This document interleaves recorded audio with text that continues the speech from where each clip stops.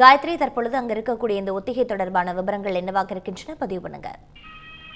வணக்கம் பிரீதா. இந்தியாவின் 80வது சுதந்திர தினமாக வரும் ஆகஸ்ட் 15ஆம் தேதி நாடு முழுவதும் கோலாகலமாக கொண்டாடப்பட உள்ளது.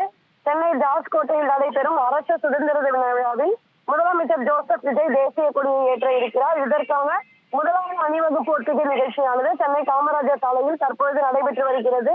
குறிப்பாக ஆகஸ்ட் 15ஆம் தேதி கோட்டையில் நடைபெறும் அரசு சுதந்திர விழாவில் முதலமைச்சர் தேசிய கொடியை ஏற்றுவதையொட்டி காவல்துறையினர், முப்படையினர் மற்றும் மாணவ மாணவிகளின் அணிவகுப்பு ஒத்திகை நிகழ்ச்சியானது இன்று மற்றும் 11, 13 ஆகிய தேதிகளில் நடைபெற இருக்கிறது. ஒத்திகை நாட்களிலும் ஆகஸ்ட் 15ஆம் தேதியும் காலை 6 மணி முதல் நிகழ்ச்சி முடியும் வரை இந்த பகுதியில் போக்குவரத்து மாற்றங்களானது செய்யப்பட்டிருக்கிறது. இந்த காலகட்டத்தில் உழைப்பாளர் சிலை முதல் போர் நினைவு சின்னம் வரையிலான காமராஜர் சாலை, போர் நினைவு சின்னம் முதல் இந்திய ரிசர்வ் வங்கி சுரங்கப்பாதை, வடக்கு பகுதி வரையிலான ராஜாஜி சாலை மற்றும் கொடிமர சாலையில் வாகன அனுமதி அட்டை பெற்றவர்களுக்கு தவிர மற்ற அனைத்து வாகனங்களுக்கும் அனுமதியானது மதிக்கப்பட்டிருக்கிறது. குறிப்பாக இந்த 4 நாட்களில் இந்த கோட்டை பகுதி மற்றும் இதனை சுற்றியுள்ள பகுதிகளில் போக்குவரத்து மாற்றமாக செய்யப்பட்டிருப்பதாக காவல்துறை சார்பில் ஏற்கனவே தெரிவிக்கப்பட்டிருக்கிறது. மேலும் பொதுமக்கள் போக்குவரத்து நெரிசலை தவிர்க்க மாற்றுப்பாதைகளை பயன்படுத்துமாறும், கோட்டையை நோக்கி தேவையற்ற பயணங்களை தவிர்க்குமாறும் காவல்துறை சார்பில்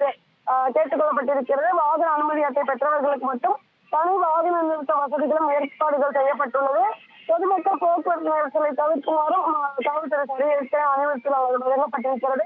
இந்த நிலையில் ஆகஸ்ட் 15ஆம் தேதி இந்த சுதந்திர தின விழாவானது கொண்டாடப்பட இருக்கிறது. இதற்கான முதல் ஒத்திகை நிகழ்ச்சி இன்றைய தினம் தற்பொழுது காமராஜர் சாலையில் நடைபெற்று வருகிறது. இதனைத் தொடர்ந்து 11ஆம் தேதி 2ஆம் கட்ட ஒத்திகை நிகழ்ச்சியும், ஆகஸ்ட் 13ஆம் தேதி இறுதி ஒத்திகை நிகழ்ச்சியுமானது நடைபெற இருக்கிறது.